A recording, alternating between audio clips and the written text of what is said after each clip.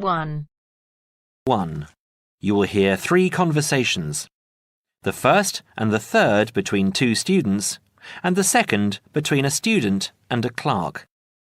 First, you have some time to look at questions 1 to 5.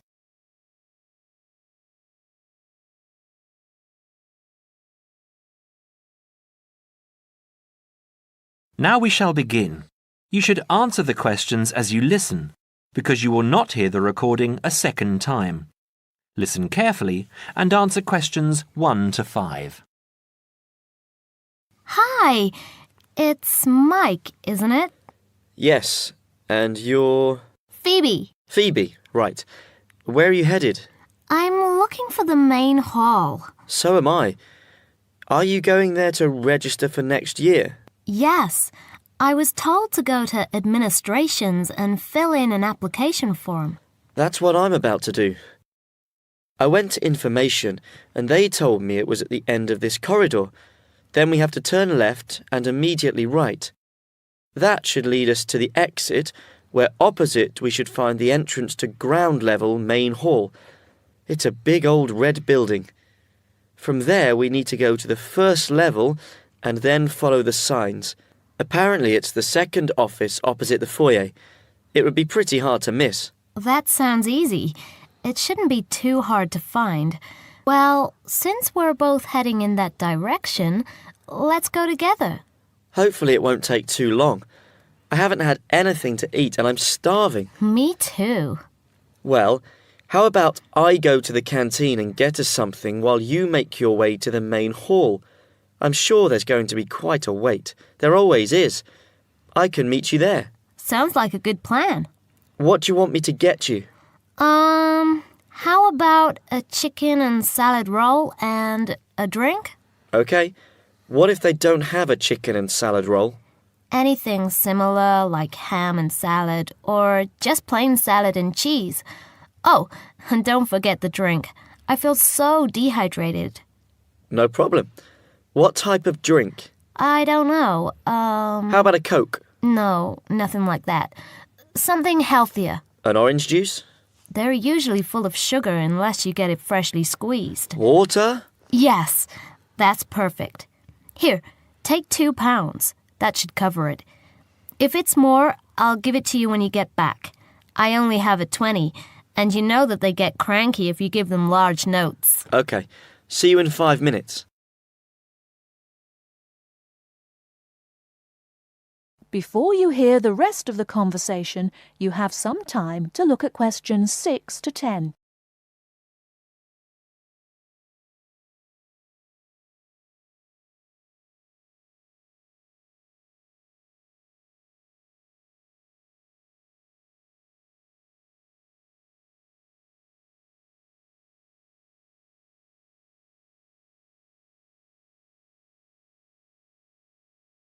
Now listen and answer questions 6 to 10. First year economics.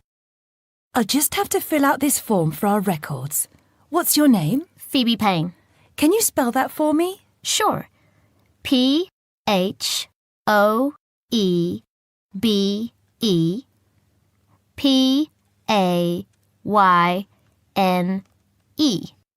Your address?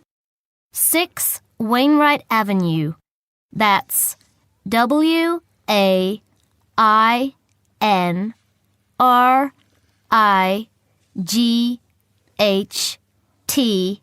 Nottingham.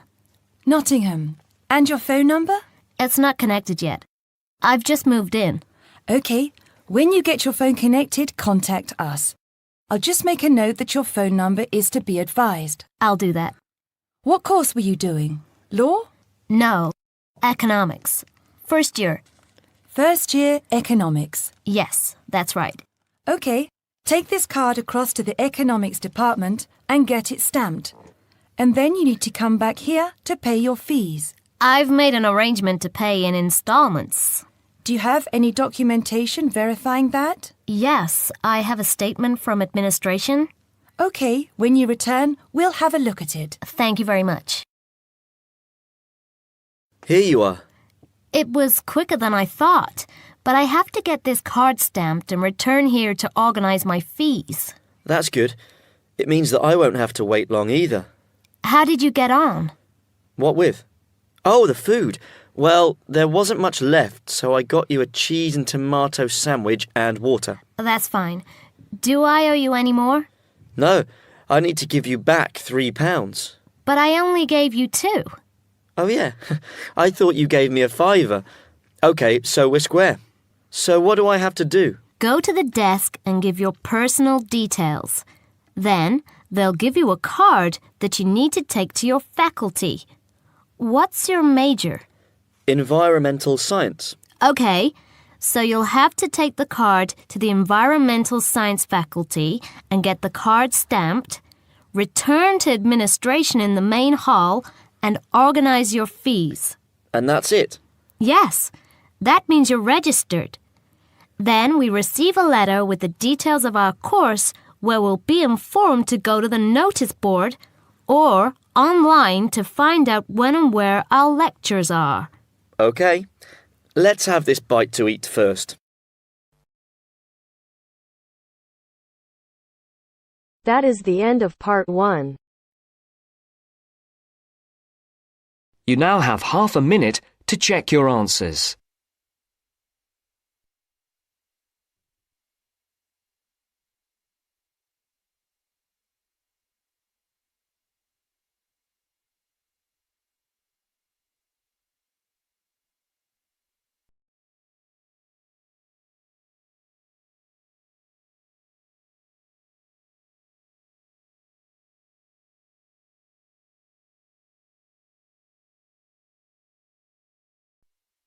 Now turns to part 2. Part 2. 2. You are going to hear a talk given by an international student. First, you have some time to look at questions 11 to 16.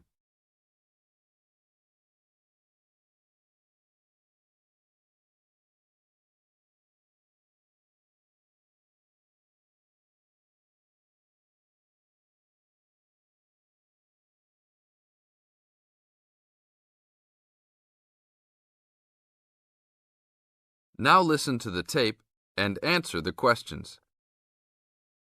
As an international student coming from Sierra Leone, it gives me great honor to give these opening remarks and welcome you all to Ashesi University, where excellence is the code.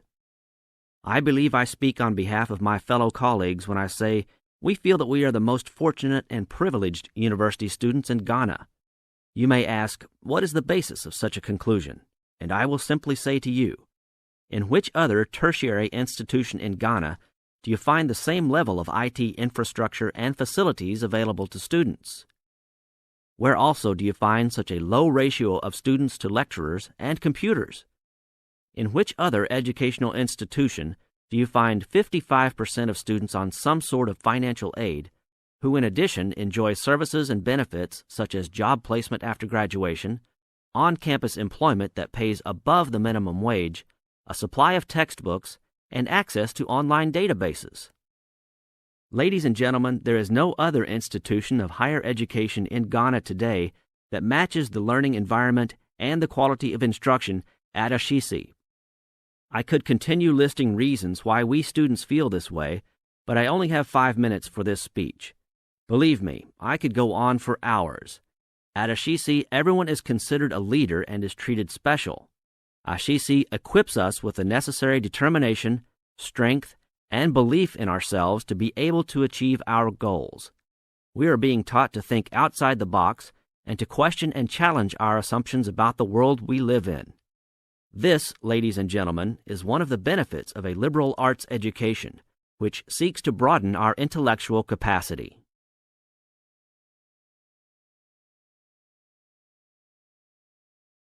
Now look at questions 17 to 20.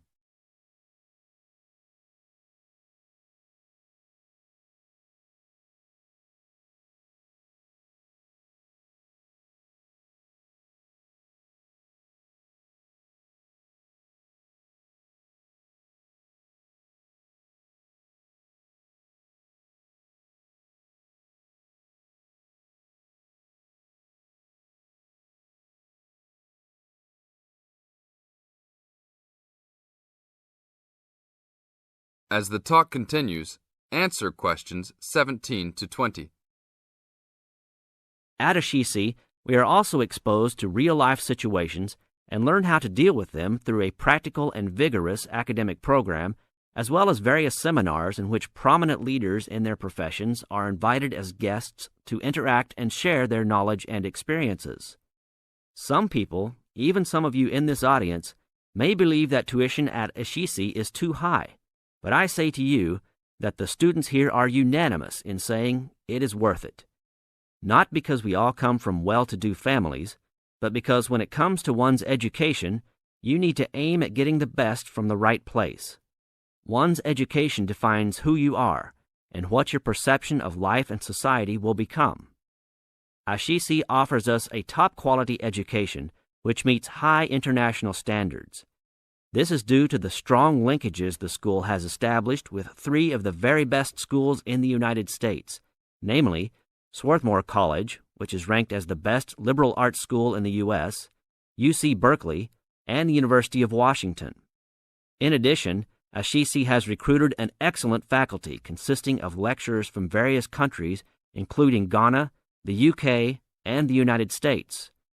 These lecturers are among the best in their respective academic fields. I believe this is the school's greatest asset, a strong and knowledgeable team dedicated to achieving successful results from their students and who also love their job. I would like to end with a personal message. My fellow students, because we are among the most privileged in our society, we should take responsibility for our own destinies, make our parents proud, and create a legacy for those that follow us and Africa as a whole. We must give back to our society after completing school and achieving our goals in life, which I believe we all can if we properly utilize our time and take advantage of all that is offered here at Ashisi. That is the end of part 2. You now have half a minute to check your answers.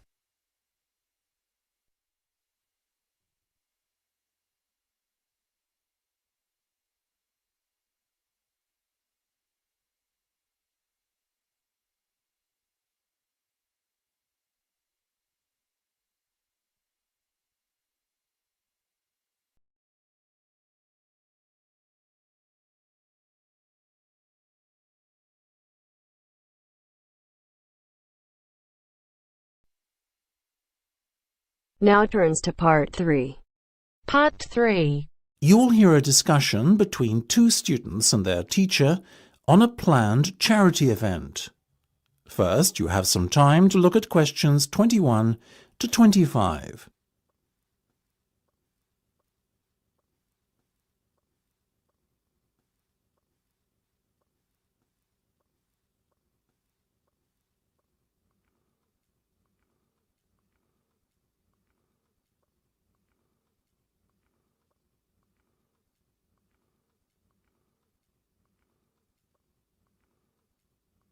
Now listen carefully and answer questions 21 to 25.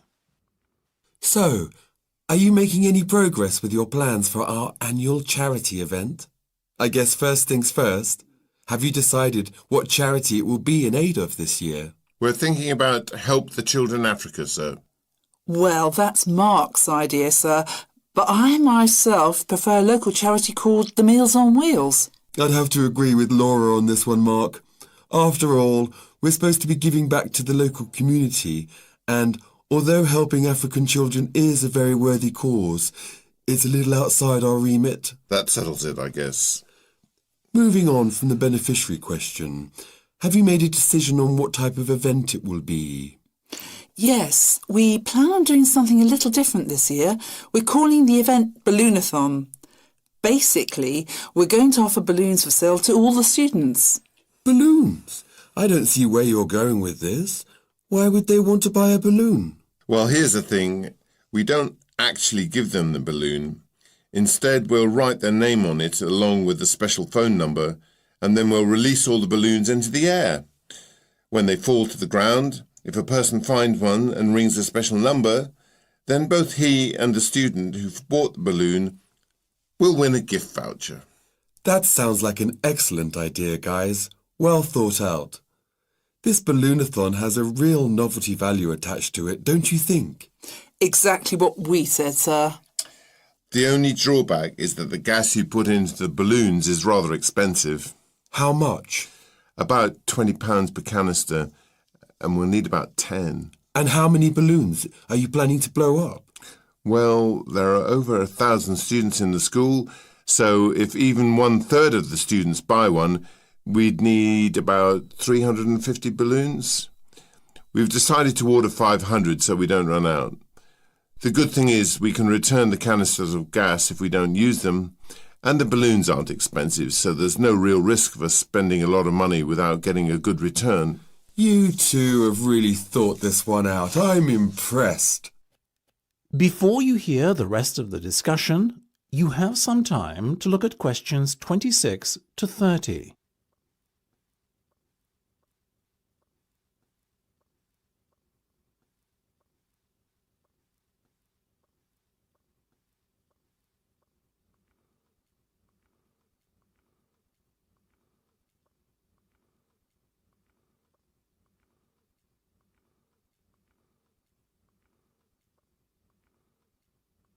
Now listen and answer questions 26 to 30. Thank you, sir. So, how much money do you think we can raise? Well, each balloon costs about 1p, and when it's filled with gas, it's going to cost us about 50 pence. We reckon that if we sell our balloons at a price of £1.50 and we sell all 500 of them, we'll end up making a profit of £1 per balloon. So that's £500 in total. That's fantastic. And it gets better, sir. We've secured a sponsor for our event who's going to give us £1,000. How did you find a sponsor? The balloon company we approached about buying the balloons asked us if we'd be interested in letting them sponsor us too. What's in it for them? They're going to print their logo on every balloon. I think you've done a good deal there. Thank you, sir. So, do we have your approval to confirm our order? Absolutely. But you know, I think we can sell more balloons if we set our minds to it. So why not order double the amount? 1,000 instead of 500. We're going to need more than 10 canisters of gas then. Double the amount, presumably? Correct. OK, let's go for it. Let's make this year's charity event our most successful ever. That is the end of part 3. You now have half a minute to check your answers.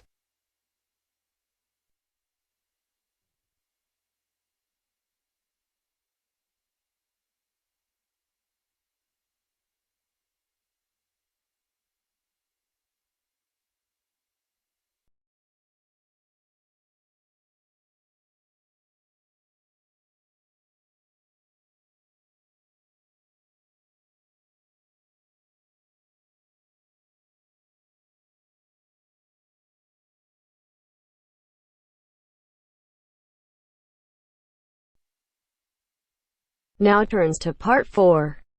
Part 4. You are going to hear a lecturer giving a talk on a type of fundraising for business called crowdfunding. First, you have some time to look at questions 31 to 40.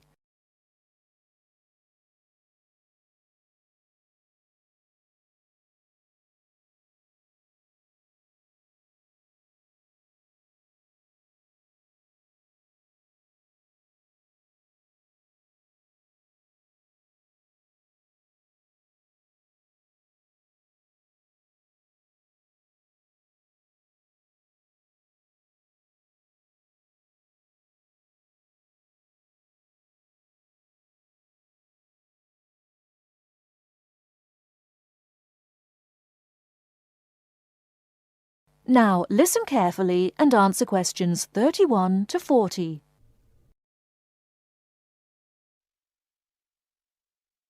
Good morning, everyone. Today, we're continuing our look at funding opportunities for small startup businesses. The emergence of social media has given companies the ability to connect with fans and potential customers directly. On the back of the growth in social media, a model of raising finance has emerged known as crowdfunding. This revolutionary way of raising finance began with micro-lending in the 90s. More recently, an equity-based model has emerged that allows people to invest directly in a new company. We're going to examine this in more detail later, but let's turn first to a third model, which I'll term a fan-based model. With this model of crowdfunding, individuals are encouraged to give an amount of money to support the launch of a project or initiative without the promise of any financial return. Instead, there's a reward for donating. This contrasts with the micro-lending model, which would require a return on investment, and the equity-based scheme, which may offer shares. Crowdfunding portals or websites allow the business concerned to present the initiative along with the financial target required. There's a fixed time limit for fundraising, and if the target amount is reached, all donations are paid to the company or individual. Whether it's an author planning to write a new book, an independent film company looking to make a new film, or a technology company with an idea for an app, the person or company needing funding would turn to its fan base for support. This is managed through one of the many crowdfunding online portals that have emerged.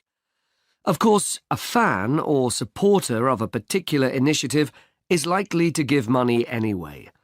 But donation-based crowdfunding will often make donating even more attractive by offering a rewards-based incentive scheme.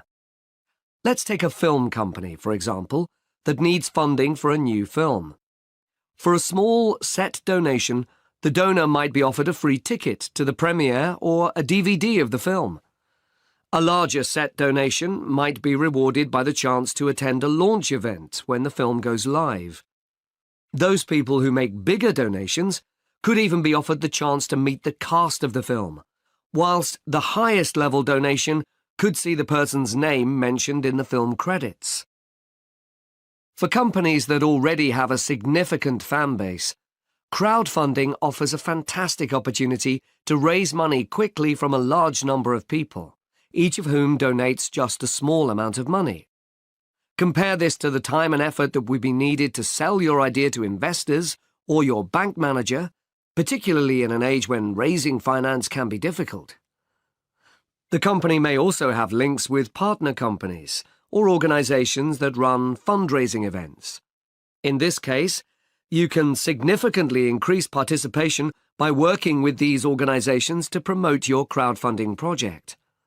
Another significant advantage is that you can reach out to your fan base for feedback on the project while it's being developed, thus making the final product more appealing.